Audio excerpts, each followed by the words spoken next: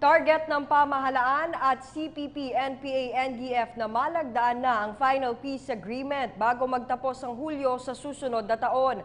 Ayon kay Government Peace Panel Chief and Labor Secretary Silvestre Bello III, nais ng gobyerno na gawin ng bilateral at permanente ang unilateral ceasefire sa naturang makakaliwang grupo. Ito'y para tuluyan ng mawakasan ang alitan sa pagitan ng magkabilang panig. Ikinatuwa naman anya ni Pangulong Duterte ang magandang resulta ng pulong nila ng mga opisyal ng CPP, NPA, NDF kung saan nagkasundo silang tapusin ang usapang pangkapayapaan sa kalagitnaan ng 2017. Ani Bello, sa susunod nilang pag-uusap ng mga ito, kabilang na sa mga matatalakay ay ang economic reforms na siyang puso at diwa ng peace process.